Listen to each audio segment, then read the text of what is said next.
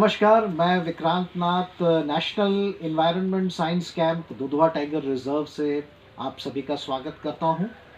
आज मेरे सामने है बारला परिवार जो लखनऊ से यहाँ पे हमारे बीच आए हैं।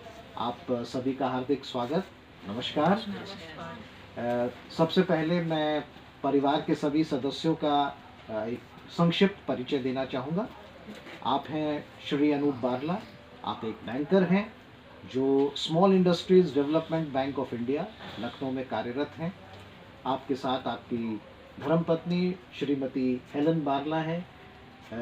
आप एक गृहिणी हैं और इनके दो प्यारे प्यारे बच्चे हैं। ये आदित्य हैं जो 7वीं कक्षा में पढ़ते हैं और ये क्रिस हैं जो क्लास 3rd में पढ़ते हैं। आप सभी का हार्दिक स्वागत। तो आज आपसे बातचीत करने की बड़ी मेरी इच्छा है। आपने मुझे बताया कि आप लोगों को भ्रमण करने का, ट्रैवल करने की आप बहुत अभिरुचि है। आप लोग अलग अलग जगह जा चुके हैं। मैं आपसे जानना चाहूँगा कि आपका सबसे यादगार क्षण, वो सबसे अविस्मरणीय क्षण कौन सी आपकी यात्रा थी जो आपको हमेशा याद रहेगी? उसके विषय में प्लीज़ हमें बताइए। देखिए, वैसे तो हमने भारत के कई राज्यों में इनफैक्ट हमने घूमा है, मतलब हमने काफ़ी भ्रमण किया है। नॉर्थ ईस्ट गए हैं हम लोग, दक्षिण भारत गए हैं जी, और इधर वेस्ट में भी हमने मुंबई वगैरह देखा है जी, और इस तरह से हमने काफ़ी जगहों का भ्रमण किया। बट अगर आप स्पेसिफिक पूछेंगे कि आपका कौन सा सबसे विस्मरणीय स्थान है, तो जी। मैं कहूँगा कि राजस्थान की जो टूर थी, जी, जो जी, हमने पिछले 1-2 साल पहले की थी, वो बहुत ही विस्मरणीय है, क्योंकि हमने जी। उस समय हमने 3 जगहों की पूरे यात्रा हमने की। जो यात्रा की थी, हम्म।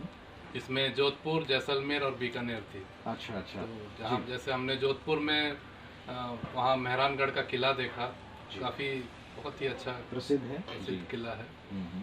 और उसके बाद फिर हम लोग यहाँ जैसलमेर आ गए, जहाँ जी। जहाँ हमने सैंड ड्यून्स वाह। देखे। उसके वाह, बाद वाह। बच्चों ने भी वहाँ काफ़ी एंजॉय किया। जी, वहाँ जी, जी। इनफैक्ट वो जीप सफारी में घूमे, राइट। तो इस तरह से वो काफ़ी अच्छा एक्सपीरियंस था। जी, जी। और आप मतलब बाद में फिर हम लोग वहाँ से बीकानेर भी गए। बीकानेर में जैसे हमने वहाँ एक स्पॉट है जहाँ वल्चर्स रखे जाते हैं, वल्चर का कंजर्वेशन होता है। कंजर्वेशन सेंटर होता है। जी, जी। तो जैसा कि वल्चर तो अभी प्रजाति जो है काफ़ी लुप्त प्राय है, लुप्त प्राय है। होती जा जी। रही है। हम्म। तो वो एक काफ़ी अच्छा मतलब एक एक्सपीरियंस था। इसके अलावा एक कैमल का एक सेंटर था वहाँ पर, रिसर्च सेंटर है रिसर्च वहाँ, सेंटर। जी। तो वहाँ भी हम लोग गए थे। तो वहाँ पहली बार हमने कैमल के दूध के कुल्फी खाई थी। अच्छा। अच्छा। काफ़ी अच्छा था जी, मतलब। जी। और वहाँ अलग अलग ब्रीड के हमने ये इनफैक्ट हॉर्सेस भी देखे। अच्छा, अच्छा। बीकानेर की बात। बीकानेर की बात है। बीकानेर की बात। तो बढ़िया। वो जो यात्रा थी काफ़ी मतलब मेमोरेबल थी वो इनफैक्ट, जी, वो जी। हमेशा हमें याद रखे रहेगी। अच्छा। इनफैक्ट मेरे मिसेस भी शायद कुछ बता सकती है उनके बारे में। हाँ, क्योंकि वहाँ हॉर्सेस के अलावा डोंकीज थे, उनके भी स्पीसीज थे काफी। अलग अलग ब्रीड्स होती हाँ, हैं। जी। ब्रीड्स थे, उनके थे, कैमल्स के भी थे, हम्म। वो थे काफी अच्छे से। वल्चर का हमने देखा, जहाँ कंजर्व हो रहे हैं वहाँ स्पीसीज देखे ढेर सारे। अच्छा। मैंने कभी नजदीक से नहीं देखे थे, जी। जो टीवीज एंड वो डिस्कवरी चैनल्स में देखते हैं, बिल्कुल, बिल्कुल। वो सब बच्चों के लिए काफी नया एक्सपीरियंस था। एक्चुअली उन्होंने भी टीवीज में ही देखे थे, अब तो देख भी नहीं सकते कोई। सही बात बट है। अच्छा लगा कि हमने कम से कम आंखों से देखा, फिर मौका मिले ना मिले कि दिखे ना दिखे, बढ़िया। तो इसीलिए तो ओवरऑल ट्रिप बहुत अच्छा ही था।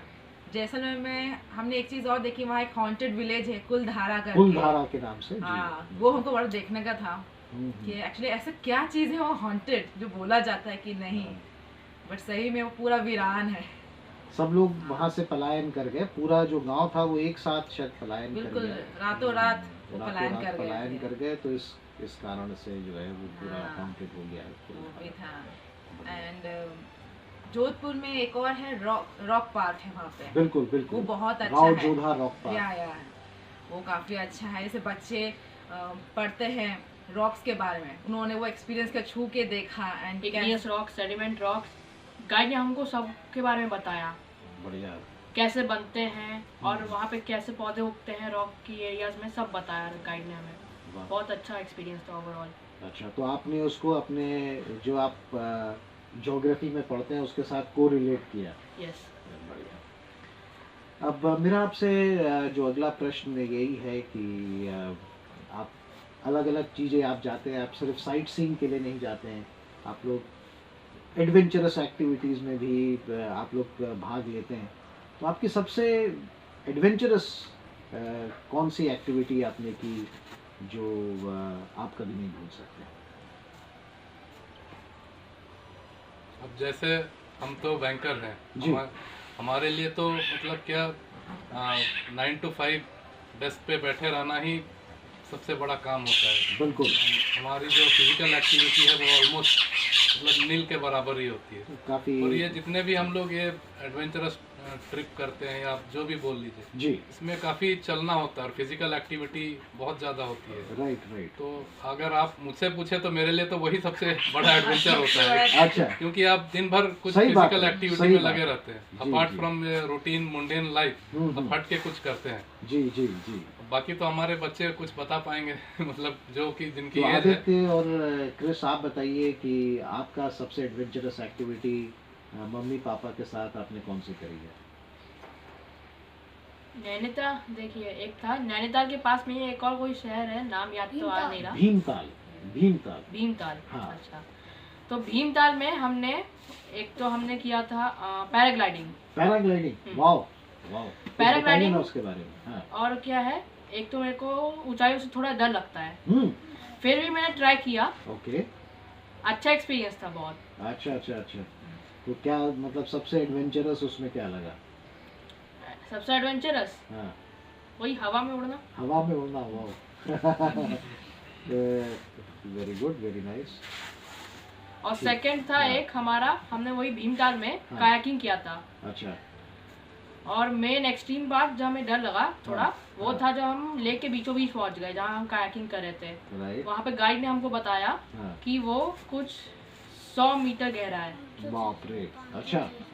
तो मन में डर लगा आपको? हाँ। है?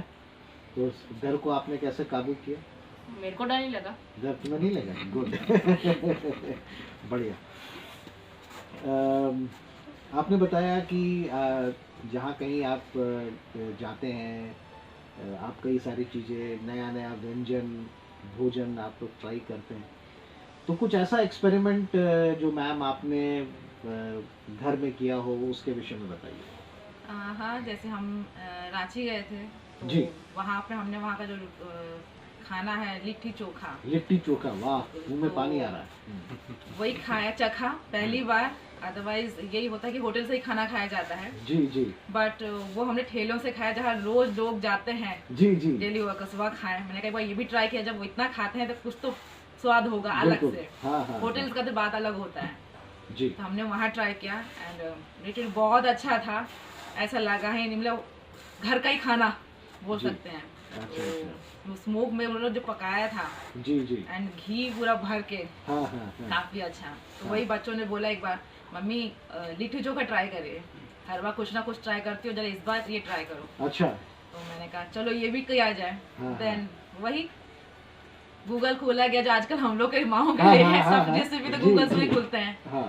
देन गूगल से ही सर्च मार के ट्राई किया। जी। इतना अच्छा बना नहीं, बट हाँ फर्स्ट आपने एक्सपीरियंस जो था experiment अच्छा, एक्सपेरिमेंट किया। बड़ी बात की काफी आपने अच्छा, experiment किया। उस हिसाब से जी। अच्छा बना।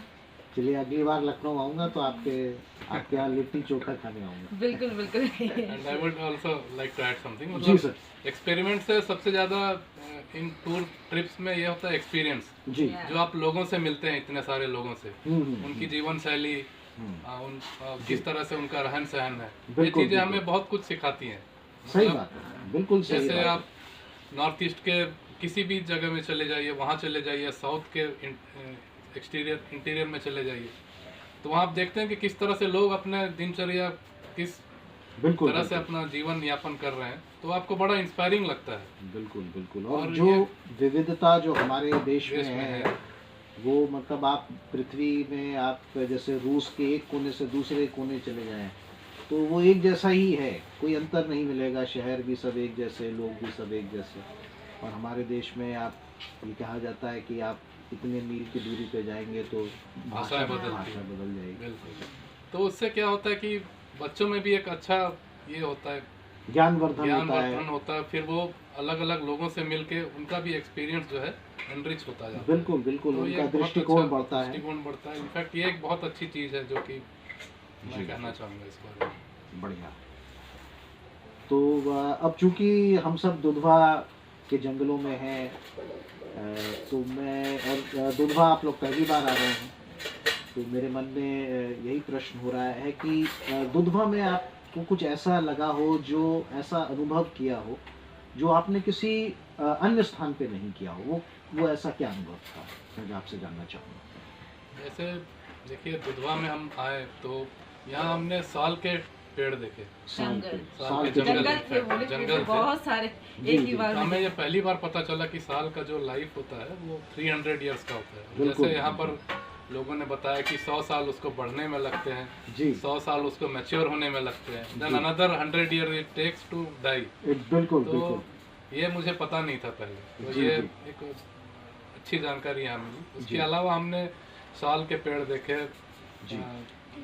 टीक के पेड़ देखे, शीशम के पेड़ देखे, वो भी एक साथ देखे। एक साथ आपको तो एक ही ये एक बहुत अच्छा ये था। इसके बाद फिर हम जैसे सफारी में गए, तो सफारी में हमने काफी सारी चीजें हैं यहाँ पे। अच्छा।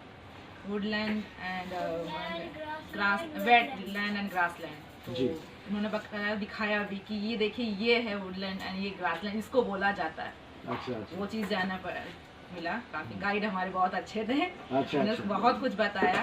इवन ज़्यादा ये होता है कि आप कहीं भी चलिए तो बताएंगे हाँ यहाँ ये जानवर है, जी उसी के बारे में हम लोग ज़्यादा पूछते हैं कहीं भी जाते हैं। बट इन्होंने बाकायदा हमको पेड़ों के बारे में हर बताया, विषय में पेड़ों के बारे में बताया कि, और ये भी दिखाया कि चलो बेर है तो उसका गुफा कहाँ है, इवन वो दिखाया हमको। जी वो भी काफी अच्छा रहा। फिर उन्होंने बताया कि अब जैसे जानवर है वो अपनी हीलिंग खुद कैसे करते हैं वहाँ पे, तो सॉल्ट जहाँ जाता वो इवन वो दिखाया, उन्होंने वो तक दिखाई। वो चीज़ किसी कहीं नहीं दिखाया, हमने किसी ने बताया नहीं, वहीं आके पता चला। एंड जैसे हम लोग दुधवा आया तो हमको यही था कि टाइगर रिजर्व वाला है, तो टाइगर के बारे में सुना था। बट यहाँ आए तो पहली बार सुना कि अच्छा यहाँ राइनोज भी हैं। हमको तो पता था राइनोज मीन्स आसाम और कहीं नहीं देखने को मिलेगा। बट आए, उन्होंने बताया ये है, एंड लकीली हमको दिखा भी है। क्या बात है, हमको दिखा भी है। और हमको पहली बार पता चला कि ये टाइगर का जो है जी रिहैबिलिटेशन या आप जो राइनो रिहैबिलिटेशन प्रोजेक्ट यहाँ पर चल रहा है, और बहुत ही सक्सेसफुल प्रोजेक्ट है। और ये शायद इंडिया में पहला प्रोजेक्ट है, पहला अपने किस्म का पहला प्रोजेक्ट है। और यहाँ पे नेपाल और आसाम से 1984 में यहाँ पे राइनोज लाए गए और उनको यहाँ पे बसाया गया। और आज संख्या उनकी एक संख्या पहुँच चुकी है जहाँ पे अब उनको हम ये कह सकते हैं सुरक्षित है। उनका भविष्य, उनका अस्तित्व, राइनोज का अस्तित्व जो है दुधवा में अब सुरक्षित है। इनफैक्ट जो गाइड हमारे थे वो इतने अच्छे थे कि in fact after naming each of the tree he was telling it's botanical name also. तो हर एक पेड़ का वो बोटानिकल नाम, इसका हिंदी में क्या होता है, सब कुछ बता रहे थे। और एक अच्छी बात पता चली, वो टर्माइट्स जो थे, टर्माइट्स के मांबी के जो ये थे, उन्होंने दिखाया। वो ये बताते हैं कि जिस जंगल में सबसे ज्यादा बाम्बी होती है, तो आप ये समझिए कि वो जंगल जो है बहुत हेल्दी जंगल है। जी बिल्कुल, ये चीज हमें पता नहीं थी। जी जहाँ भी बायोडाइवर्सिटी अच्छी रहेगी वो जंगल हेल्दी है।